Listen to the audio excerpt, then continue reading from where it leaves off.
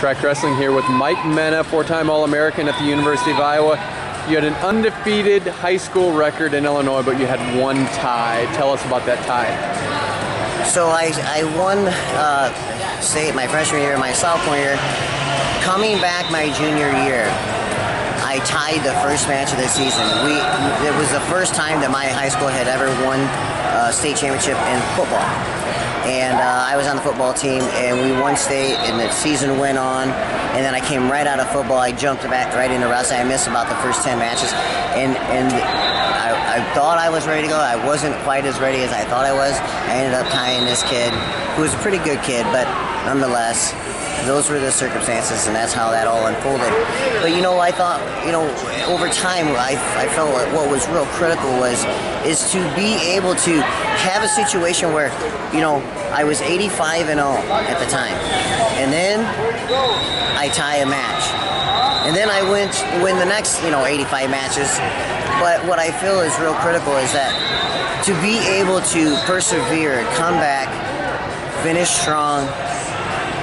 That's the moral of the story, and that's kind of what I've been able to kind of put together psychologically over time, is that perseverance and persistence and overcoming adversity. Those things are real critical, and that was a time where I had to execute those values, and then that was when I could start to understand those values, and I think those values are real critical for wrestlers.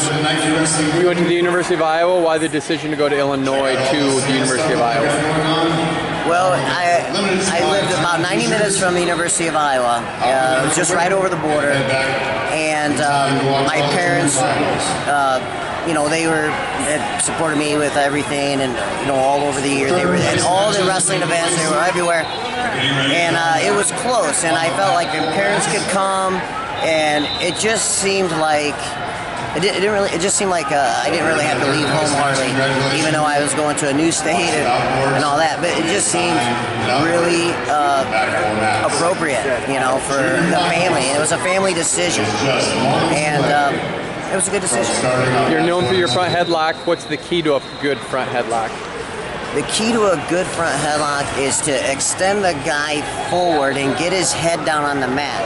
If he's up on all fours, he still has a base to defend. So extending him forward, get his head down, and then you can do a lot of things. You know, your go behind, your whip over, your ventriloquist, or, you know, all these other moves. So there's good moves to be done, but you have to get his head down. You have to break his positioning there, get him extended forward. And that is what makes a great front headlock. You were at 118 pounds from 1994 to 96, and then you moved it up to 126. There was thought about you going back down, but then Jesse Whitmer ended up winning, a great story that people still tell. Are you proud of Jesse Whitmer and that story that he has? Absolutely, because you know, Jesse was a kid that he was always there. He was always there for us, for the team, and you know, a Cinderella story like that really couldn't happen to a better guy. You know, he paid his dues. He was backing me up all the time. And Gable came to me and he's like, Mena, you know, would you go up to 26 and make a better team?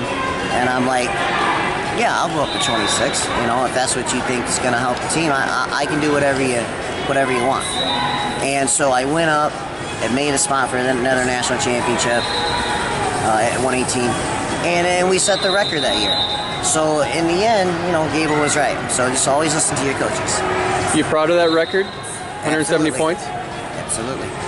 You got a chance to close out the last 5 years with Gable. What were those years like, knowing that, maybe not knowing, but the last 5 years that he had as a head wrestling coach at Iowa? You know, those were very unique. It was a very unique chapter in Iowa wrestling. Yeah, it's pretty special. It's pretty special. And you had a chance to coach a couple special guys at Indiana. You were the day-to-day coach for Joe Dubuque and Angel Escobedo. 3 out of 4 championships. They had 125 pounds at the national tournament. What made those guys special? What made those guys unique? You know, Joey came in out of New Jersey as a 2-time champ and a senior national champ. He had a lot of confidence, and he had a lot of speed and power. But when he came in, you know, he had great character. For all the attributes he had, the thing that really stood out is he was just a great kid, a great character, great family, great parents. And, you know, able to come in, and all that was a huge part of him doing what he did. And towards the tail end of that, Angel had came in, and basically had Joey pass the torch off. And I feel like it's so important to have a national champion in your program every year, or at least an All-American every year, because they got to be able to pass that torch off. It's hard to get started, but once you get it started, that thing can snowball. And that's kind of what happened. And he passed it off to Angel. Angel was ready to go mentally. You know, I think you see it at Cornell. You know, Kyle Dake passes it off to the 41-pounder Yanni. You know, those kids, they feel like they can win the Nationals as a freshman because Kyle did. You know, it's that same, you know, you create that culture, that mentality, and that expectation, and the kids can rise up and meet it. You're 45 years old. How do you look so young? The kids keep me young, honestly. And I have another secret. The sauna. The sauna tightens your skin and your pores, and the sweating is really good for you. Obviously, in wrestling practice, we're losing, you know, 8-10 pounds at a time, so it's sweating profusely. But the sweating, and then just the vibrance of the kids. The kids come in, and they're so vibrant, and I don't know if it acts as a, you know, just keeps your spirit. So it's healthy eating and active living, and that's an acronym for the word HEAL. So it's healthy eating, active living, and that right there, my friend, will help you stay young forever. Thanks, Mike. Thank you.